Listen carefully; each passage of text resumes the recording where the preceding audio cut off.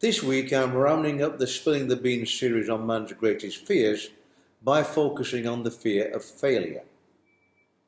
We live in a world which measures success and the opposite, failure, in terms of wealth, power and recognition. If we have all three, then we are a success. And if we fall short in one or more of these areas, we're a failure. Unfortunately, that means by the world's standards, most of the world's population are failures. I recently read a quote from Nobel Prize winner in literature, George Bernard Shaw, who could justifiably have claimed to qualify on all three counts of worldly success. He stated, "There are two sources of unhappiness in life. One is not getting what you want, the other is getting it." I feel sure his statement was born of experience, because there are too many examples of individuals, such as movie and pop stars, who appear to meet all three success criteria but are plainly unfulfilled and unhappy. One example was the late Freddie Mercury, lead singer of Queen, who stated, "You can have everything in the world and still be the loneliest man. And that is the most bitter type of loneliness. Success has brought me world idolization and millions of pounds, but it's prevented me from having the one thing we all need, a loving, ongoing relationship."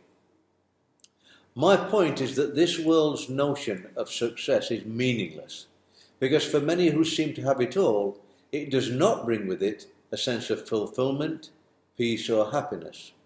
And therefore any notion of failure and fear of it based on this world's view is equally meaningless. From the Christian perspective, this notion of meaninglessness echoes the view of King Solomon, author of the biblical books of Proverbs and Ecclesiastes, and the wisest and wealthiest of all the kings of Israel. Having sampled all that the world had to offer by virtue of his immense wealth and power, he came to the view that everything is meaningless. And he says that in Ecclesiastes 1, verse 2. What's more, he concluded the book of Ecclesiastes with the statement, "Fear God and keep his commandments, for this is the duty of all mankind." And that's in Ecclesiastes 12, verse 13. This is the key to the Christian view of success and failure, which has absolutely nothing to do with wealth, power and recognition. Jesus himself makes clear how he gauges success, and it's conveyed in Matthew 22, verse 37 to 40.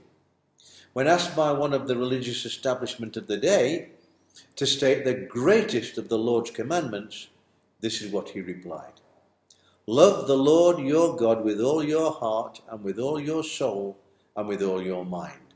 This is the first and greatest commandment. And the second is like it, love your neighbor as yourself. All the law and the prophets hang on these two commandments." Loving the Lord and loving others is the measure of success from a Christian standpoint. The beauty of the Christian faith is that believers are not left to their own devices to achieve success.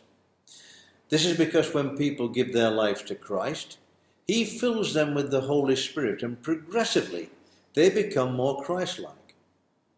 In this process, loving the Lord and loving others becomes ingrained in their hearts.